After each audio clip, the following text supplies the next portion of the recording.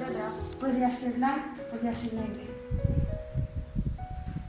Un altre país fora casa teva, diries sí a una altra llengua. T'hauries criat d'una altra manera. Més bona, potser. Potser més dolenta. Tindries més sort o potser més pega. Tindries amics i jocs d'una altra mena.